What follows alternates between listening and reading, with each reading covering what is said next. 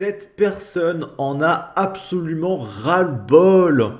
On fait que de la critiquer parce qu'elle dit sur les réseaux sociaux qu'elle est de xénogenre vampire. Et il en a marre qu'on stigmatise les vampires. C'est elle qui le dit, d'accord?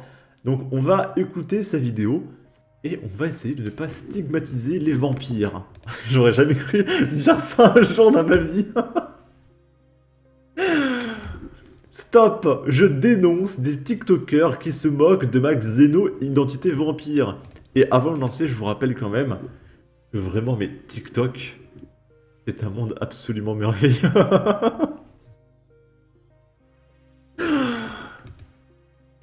Stop. Je dis stop à la xénophobie. Ça suffit. C'en est assez. Ce soir, vous allez m'entendre. Pour qui? Alors, la xénophobie, c'est pas ça. La xénophobie, c'est la peur des étrangers.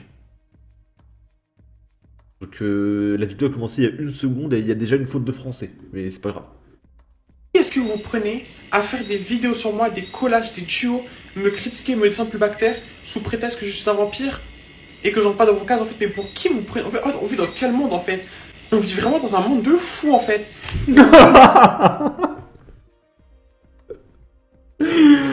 peux pas m'empêcher de rire de l'hypocrisie de ce qui se passe. Donc la nana, elle s'identifie à un xénogenre vampire. Et c'est elle qui te dit, mais on vit vraiment dans un monde de fous.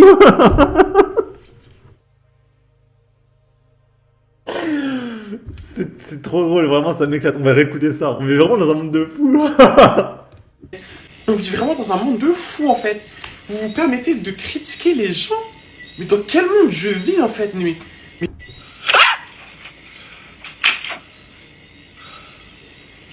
Je vois les fantômes.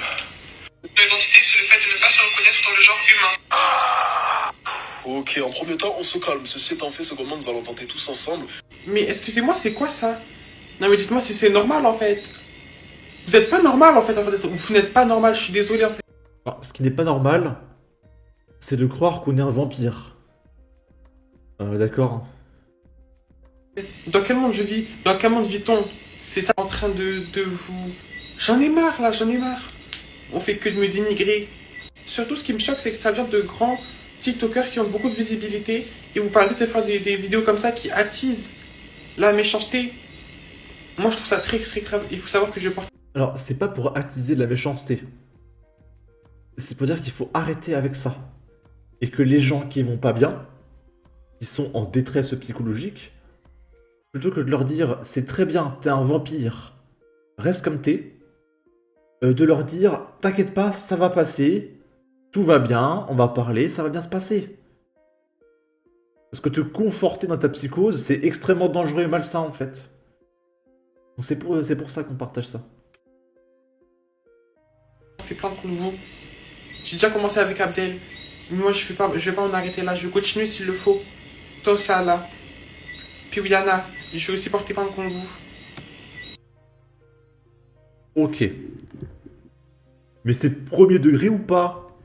Je vais déjà commencer avec Abdel. C'est quoi le bruit derrière? Franchement, je vous comprends. Vous, les vampires, en tant que Ladybug, vous avez tout mon respect. Mais attends, c'est vrai? Oui, effectivement, on vit dans un monde de fous. Ici, on est xénoverse. Vraie question, mais du coup, tu manges quoi? Genre, tu manges normal ou t'as changé ton alimentation? Parce que les vampires, ça mange du sang, en fait. Et des humains. Est-ce que tu manges du sang et des humains? Je crois pas. Parce que sinon, bah, tu serais morte, en fait, parce qu'on n'est pas fait pour manger du sang et des humains. Et surtout parce que c'est illégal, en fait, de manger des humains. Donc non, tu n'es pas un vampire. D'accord? Ici, c'est une femme, là je suis pas sûr que ce soit sur TikTok. Elle nous explique la différence entre le xénogenre et les Otterkins léthériens. Et si vous ne savez pas ce que c'est un Otterkins léthérian, elle va vous l'expliquer.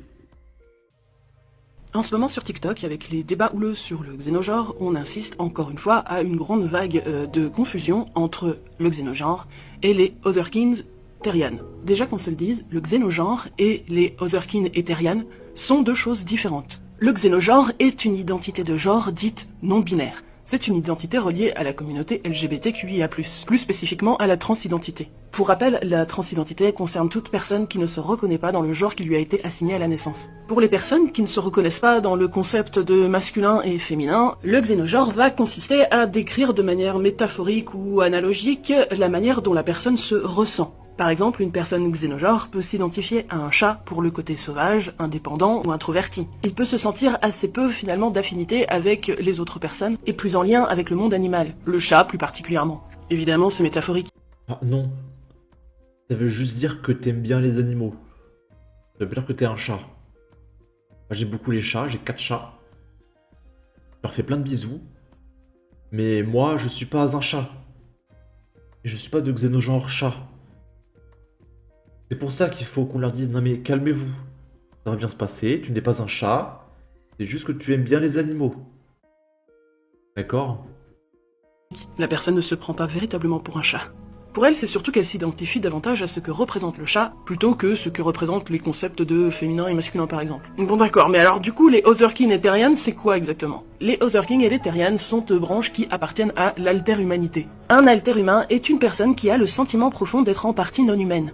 Elle peut se sentir en partie animale, donc Terrian, ou créature fantastique, donc Otherkin. Ils ont cette sensation profonde d'appartenir au fond d'eux à une autre espèce que l'humanité. Donc en gros, un mec qui est de xénogenre chat, c'est un mec qui n'est pas un homme ou une femme, c'est un mec qui est un chat. Alors que le mec qui est... comment on dit Otherkins Letarian, c'est quelqu'un qui se sent vraiment comme l'espèce animale chat, et qui se comporte littéralement comme un chat. Vous avez peut-être déjà vu des vidéos de Ponyplay, où les mecs se déguisent en cheval et qui font... Et ben ça par exemple, c'est du Otherkins Letarian. C'est quand tu te prends vraiment pour un vrai cheval en fait. Au point d'avoir des expériences kinesthésiques très particulières, comme l'impression d'avoir une queue, des crocs ou des oreilles sur la tête. Je sais, ça peut paraître super chelou, mais attendez un petit peu. L'alter-humanité n'est pas un délire. Les personnes alter-humaines savent très bien qu'elles sont humaines. Elles ont juste l'impression qu'une partie d'elles-mêmes ne l'est pas. Ce sentiment peut provenir de plein de facteurs différents. Ils peuvent être le résultat de traumatismes durant l'enfance ou de neuroatypies, comme l'autisme ou le TDAH. Car même si... Ou juste une overdose de réseaux sociaux. Tu regardes trop de vidéos TikTok, oui. Tu peux te croire pour un cheval. Il existe peu d'études sur le sujet, on peut aisément rapprocher le phénomène de l'alter-humanité à celui de la dissociation. D'autres alter-humains associent leur identité à des pratiques spirituelles, voire ésotériques. Quoi qu'il en soit, une personne qui se prétend alter-humaine reste tout à fait lucide sur sa condition humaine. Un alter-humain n'ira pas renifler le derrière des gens ou pisser sur leurs chaussures. Non. Pour vous donner un exemple concret, je vais citer ma propre expérience. Je suis autiste. L'une des nombreuses caractéristiques de l'autisme, c'est d'avoir des difficultés dans les interactions sociales, mais aussi d'avoir des difficultés dans l'identification de ses propres émotions. Ah, ça se finit sur ça. Mais si tu as des difficultés sociales à t'intégrer, ça veut pas dire que t'es un chat, hein. Juste que bah voilà, t'es un peu plus introverti.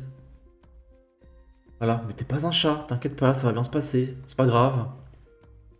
Bon. À force de vouloir mettre des mots sur tous les mots, voilà ce qu'il se passe. Avant, se sentir mal dans sa peau ne nécessitait pas un mot particulier, et mieux que ça empêchait d'en faire toute une montagne ou de se revendiquer tel ou tel truc. Bref, c'est catégorisé comme maladie mentale l'invention de mots pour des questions existentielles qu'on est seul à se poser. Ma pauvre, ne lutte pas contre la nature. Tu es né soit homme ou femme. Après, tu as tes choix et tes orientations S, mais tu es soit un homme, soit une femme. Reste intelligent un minimum. Je n'écoute pas ce style de débile, la vie est bien trop courte. Perso, je connais que 2 catégories. Les malades et les autres, c'est plus simple. C'est quoi ces nouvelles conneries encore? Asile. En ce moment sur TikTok. Bon, en tout cas, n'hésitez pas à donner votre avis, votre opinion, à partager, liker, commenter, ça aidera au référencement de la vidéo sur YouTube. Abonnez-vous, suivez-moi sur Twitter et à la prochaine pour de futures vidéos. Ciao!